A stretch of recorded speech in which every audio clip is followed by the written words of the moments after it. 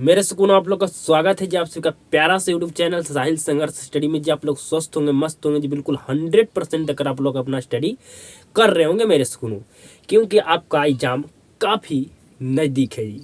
तो जितना समय बचा हुआ है आपका एग्जाम का, उतना समय में आपको क्या करना है मेरे सुकून, आपको कहाँ 100% देना चाहिए जी। तो आपको खुद के स्टडी पर जी जितना अधिक हो सके उतना आप स्टडी कीजिए मेरे सुकूनों। तो आप बेहतर से बेहतर अंक लेकर आ पाइएगा अपना बोर्ड एग्जाम में मेरे सुकूनों, ठीक है जी। तो आज की क्लास में आपका शुरू होने वाला है मैथ का 10 क्लास का मैथ का चैप्टर नंबर 10 जी। कौन सा चैप्टर जी? 10। उस चैप्टर का नाम क्या है मेरे सुकूनों? ब्रीथ। क्या नाम है जी? ब्रीथ। अंग्रेजी में क्या कहते हैं? सर्कल। क्या कहते हैं जी? सर्कल कहते हैं, ठीक है मेरे सुकूनों। तो मात्र हमें जो भी टाइम लगे, मतलब सबसे ज़्यादा अगर अब टाइम लगेगा हमें, जो हमारा चैप्टर बच गया मेरे सुकूनों, 10 number, 11 number, 12 number, 13 number, 14 number, 15 number, ठीक है जी। जो आपका बच गया है हमारा कितना चैप्टर जी? 6 चैप्टर।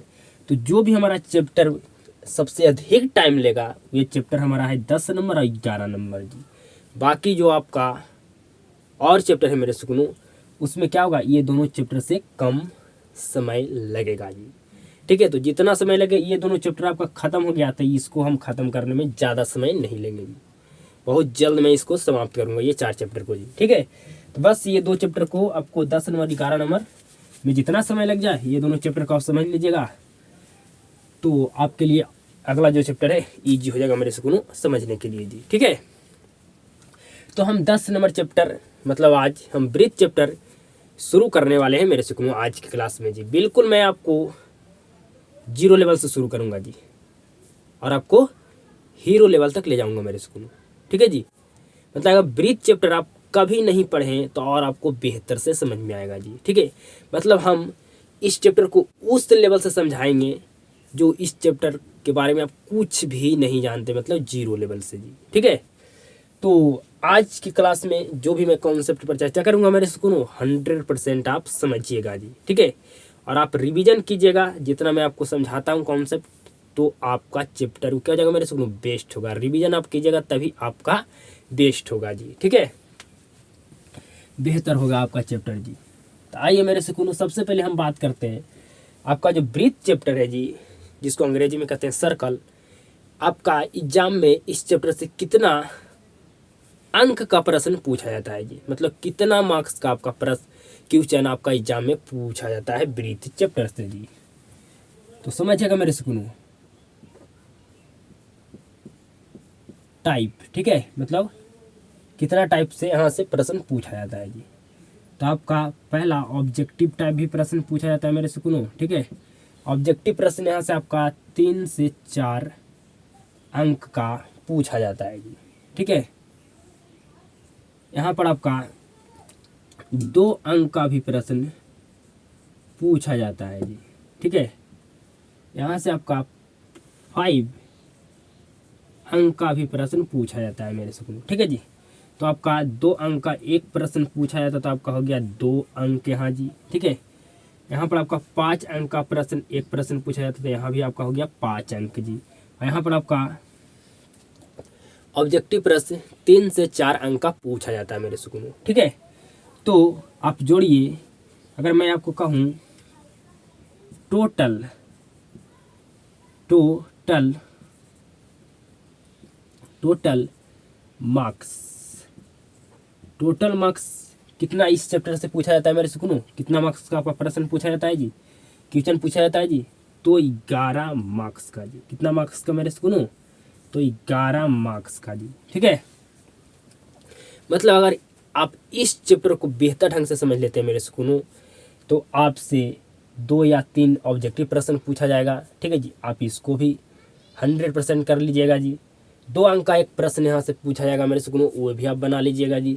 5 अंक का भी एक प्रश्न पूछा जाता है मेरे सुकूनों, वो भी आप बना लीजिएगा जी। तो आप कितना अंक लाइएगा इस चैप्टर को पढ़कर मेरे सुकूनों? तो 11 अंक मेरे सुकूनों, अंग्रेजी में कहें तो 11 मार्क्स आप ला सकते हैं इस चैप्टर से पढ़कर मेरे सुकूनों। यहाँ से आपका इस चैप्टर से 3 टाइप का प्रश्न पूछा जाता है। आपका ऑब्जेक्टिव प्रश्न 2 मार्क्स का प्रश्न, मतलब अगर मैं अंग्रेजी में कहूँ तो शॉर्ट क्वेश्चन, अगर हिंदी में कहूँ तो आपको लघु उत्तरीय प्रश्न। ठीक है जी। अब 5 अंक का जो आपको प्रश्न होता है मेरे सुनो, आपका इस चैप्टर से पूछा जाता है। इसको अगर मैं कहूँ अंग्रेजी में तो आपका लॉन्ग क्वेश्चन, और हिंदी में कहूँ तो दीर्घ उत्तरीय प्रश्न। ठीक है जी। तो टोटल आपका यहाँ से आप कितना अंक ला सकते हैं मेरे सुनो, तो 11 अंक ला सकते हैं इस चैप्टर को, अगर बेहतर ढंग से आप पढ़ लेते हैं तब मेरे सुनो। ठीक है जी। तो आप जान चुके होंगे मेरे सुनो बिल्कुल अच्छे तरीके से कि इस चैप्टर से किस किस टाइप के क्वेश्चन यहाँ से पूछे जाते हैं। ठीक है, और कितना मार्क्स का ये आपका चैप्टर है जी। मतलब इस चैप्टर को हम समझ लेते हैं बिल्कुल बेहतर ढंग से, तो कितना अंक हम बोर्ड एग्जाम में ला सकते हैं या कितना मार्क्स ला सकते हैं जी। ठीक है, अब आइए हम शुरू करते हैं कॉन्सेप्ट जी। ठीक है, मतलब चैप्टर को आप शुरू करने वाले हैं, अब कॉन्सेप्ट पर हम चर्चा करेंगे जी। तो कॉन्सेप्ट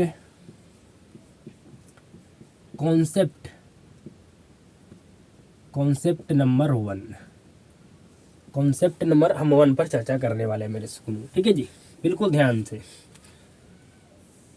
ये आपका क्या है मेरे सुकून, बताइए तो जी।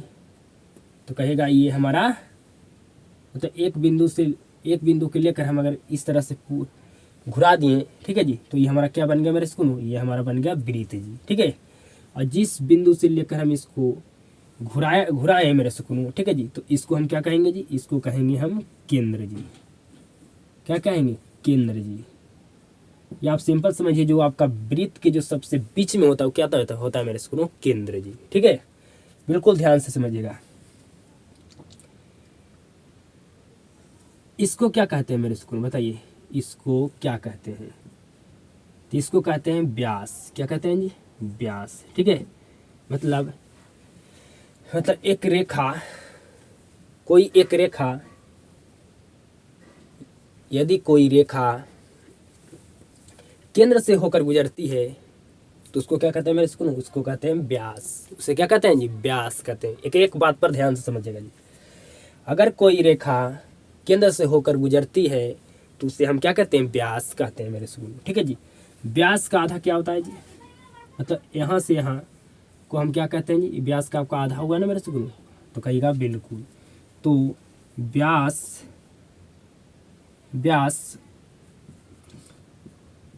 का आधा, व्यास के आधा को क्या कहते हैं मेरे सुकून, तो कहते हैं त्रिज्या। क्या कहते हैं, त्रिज्या जी। ठीक है, ये आपका क्या मेरे सुकून, तो ये आपका परिधि है। क्या है जी, आपका परिधि है। ठीक है, परिधि है। ठीक है जी। तो आपसे प्रश्न पूछा जाए कि अगर हम एक रेखा केंद्र से परिधि को स्पर्श करता है तो इसको क्या कहते हैं जी।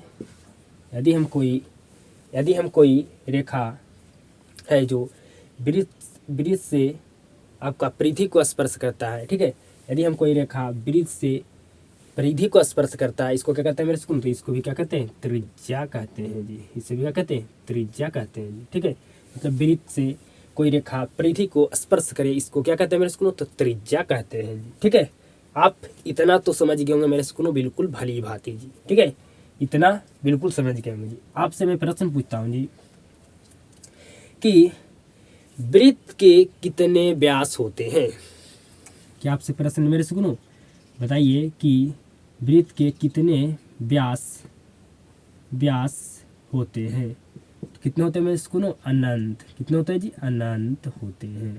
ठीक है जी, अनंत होते हैं। अगर आपसे पूछा जाए कि वृत्त के कितने त्रिज्या होते हैं, तो कितने होते हैं मेरे सुनो, अनंत होते हैं। कितने होते हैं जी, अनंत होते हैं जी। ठीक है, वृत्त के व्यास भी अनंत होते हैं और वृत्त के त्रिज्या भी अनंत होते हैं मेरे सुकून। क्या आप इतना समझ गए जी, बिल्कुल समझ गए होंगे मेरे सुकून। कोई भी आपको यहाँ पर दिक्कत नहीं हुआ होगा मेरे सुकून। ठीक है जी, ये आपका क्या है जी, आपका परिधि है जी। ठीक है, तो हम कोई रेखा है जो केंद्र से आपका परिधि को स्पर्श करे, इसको हम क्या कहेंगे मेरे सुकून, ये रेखा है जो आपका केंद्र से परिधि को स्पर्श कर रहा है, इसको क्या कहेंगे, त्रिज्या कहेंगे। ठीक है जी, और आपका व्यास का आधा आपका यहाँ से यहाँ होगा, तो इसको क्या कहेंगे मेरे सुकून, इसको भी हम क्या कहते हैं, इसको भी हम क्या कहते हैं मेरे सुकून, इसको भी हम त्रिज्या कहते हैं जी। क्या कहते हैं मेरे सुकून, तो इसको हम क्या कहते हैं, इसको भी हम त्रिज्या कहते हैं जी। ठीक है, त्रिज्या कहते हैं। ठीक है मेरे स्कूल, इतना आप समझ गए होंगे जी। अब समझिएगा नेक्स्ट जी।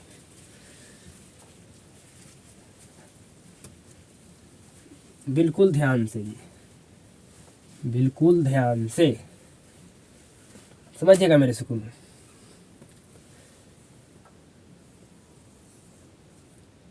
बिल्कुल ध्यान से समझिएगा, बिल्कुल ध्यान से जी। इसको क्या कहते हैं बताइए? ए बी, इसको क्या कहते हैं मेरे सुनो? इसको बताइए। तो इसको कहते हैं जीवा। क्या कहते हैं जी? जीवा कहते हैं। ठीक है, ए और ये बी है, इसको क्या कहते हैं मेरे सुनो? इसको कहते हैं जीवा जी। ठीक है, तो ये भी आपका क्या है मेरे सुनो? तो कहिएगा जीवा। ये क्या है मेरे सुनो? तो कहिएगा जीवा। ये क्या है मेरे सुनो? तो कहिएगा ये भी जीवा है। ये क्या है मेरे सुनो? तो कहेगा जीवा है। ये क्या है? तो ये भी जीवा है। ये भी क्या है मेरे सुनो? तो ये जीवा है। ये भी क्या है मेरे सुनो? तो कहेगा जीवा। ठीक है, ये क्या है? तो जीवा। ये क्या है मेरे सुनो? तो कहेगा जीवा जी। ठीक है, अब समझिएगा मेरे सुनो, जो जीवा केंद्र से होकर गुजरे उससे क्या कहते हैं मेरे सुनो? जो जीवा केंद्र से होकर गुजरे उसे हम क्या कहते हैं? उससे कहते हैं व्यास। क्या कहते हैं मेरे सुनो? व्यास। और इसमें से आपका बड़ा कौन होता है जी? व्यास। तो आपसे यहाँ से प्रश्न पूछा जाएगा जी। क्या प्रश्न पूछा जाएगा मेरे सुकून? बिल्कुल ध्यान से समझिएगा जी। ठीक है, आपसे पूछा जाएगा कि वृत्त का सबसे बड़ा जीवा, सबसे बड़ा जीवा किसको कहते हैं? क्या आपसे सवाल पूछा गया मेरे सुकून? आपसे सवाल पूछा गया कि वृत्त का सबसे बड़ी जीवा मेरे सुकूनो, सॉरी, ठीक है, बड़ी जीवा किसको कहते हैं जी? तो किसको कहते हैं मेरे सुकूनो? तो कहते हैं व्यास को। किसको कहते हैं जी? व्यास को। किसको कहते हैं मेरे सुकूनो? व्यास। इसमें से सबसे बड़ा आपका कौन होता है जी? तो आपका व्यास ही होता है जी। ठीक है, तो आपसे सवाल पूछा जाए कि बताइए आपको वृत्त का सबसे बड़ी जीवा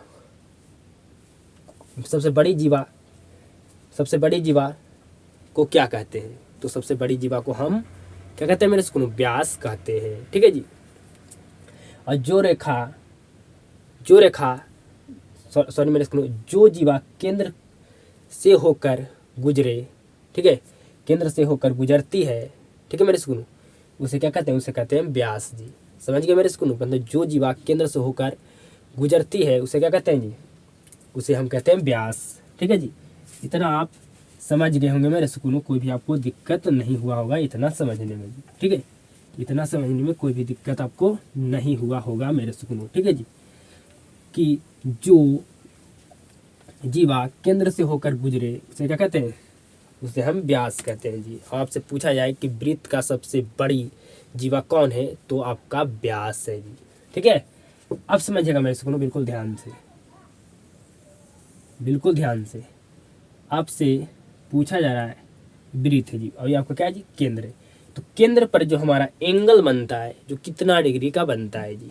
बताइए, हमारा केंद्र पर जो एंगल बनता है वो कितना डिग्री का बनता है जी?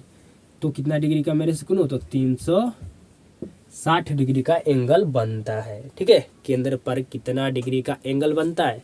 तो 360 डिग्री का एंगल बनता है जी। ठीक है, अब समझिएगा मेरे सुकूनों, बिल्कुल ध्यान से जी, बिल्कुल ध्यान से जी।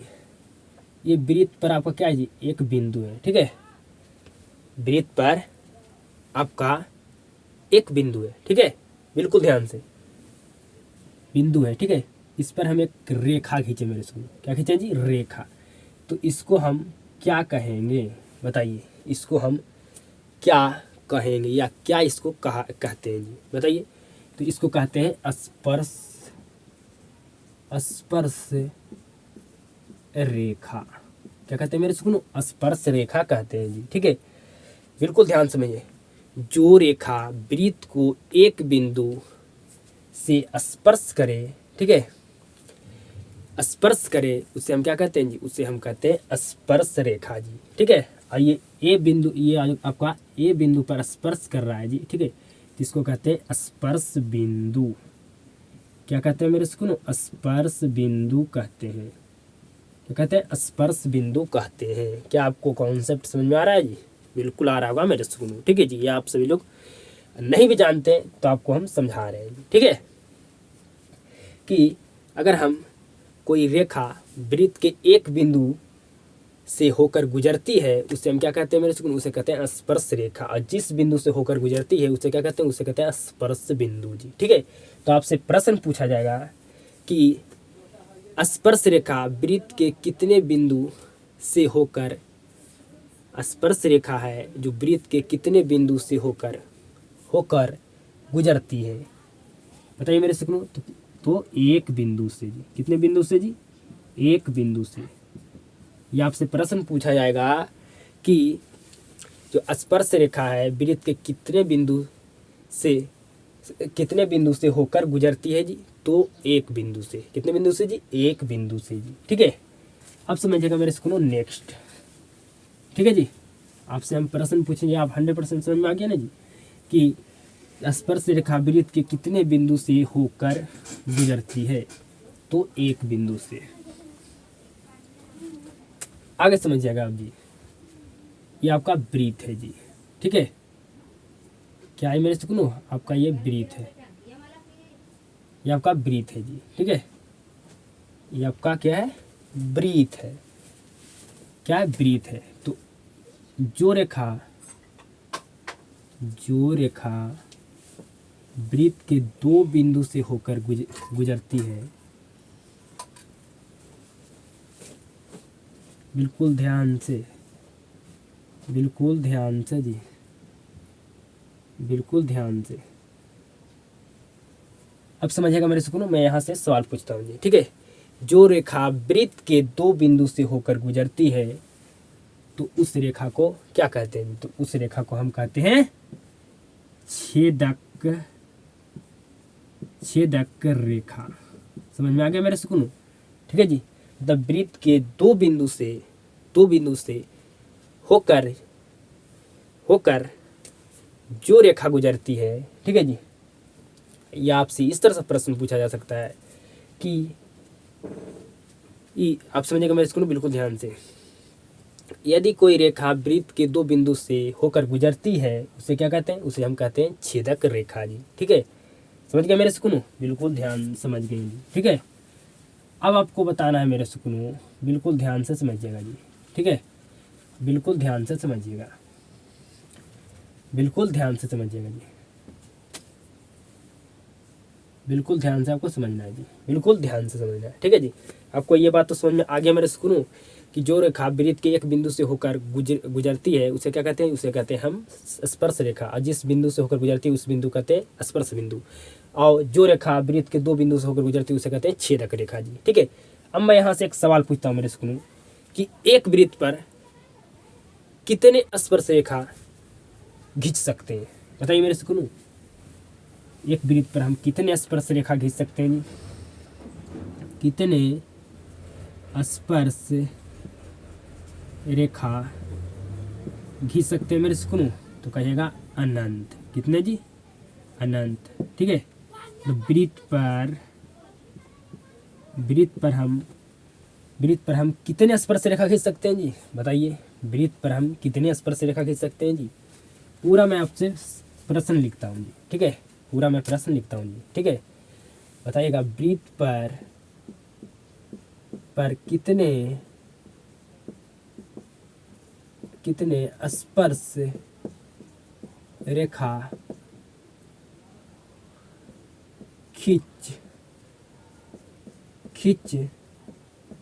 सकते हैं, तो बताइए मेरे सुकून कितने जी, तो कहिएगा अनंत। कितने जी, हम वृत्त पर कितने स्पर्श रेखा खींच सकते हैं, अनंत जी। कैसा अनंत खींच सकते हैं, बिल्कुल ध्यान से समझिएगा जी। यहाँ पर एक बिंदु लीजिए और स्पर्श रेखा खींच दीजिए। यहाँ पर एक बिंदु लीजिए, स्पर्श रेखा खींच दीजिए। यहाँ पर एक बिंदु लीजिए, स्पर्श रेखा खींच दीजिए। यहाँ पर एक बिंदु लीजिए, स्पर्श रेखा खींच दीजिए। मतलब एक वृत्त पर हम कितने स्पर्श रेखा खींच सकते हैं जी, तो अनंत स्पर्श रेखा खींच सकते हैं जी, ठीक है। समझ में आ चुका होगा मेरे सुकून। अब समझिएगा नेक्स्ट जी, ठीक है। अब नेक्स्ट समझिएगा मेरे सुकून, बिल्कुल ध्यान से जी, अब बिल्कुल ध्यान से समझिएगा जी। आज की क्लास आपको क्या होगा मेरे सुकून, आपका आज की क्लास छोटा होगा जी, ठीक है।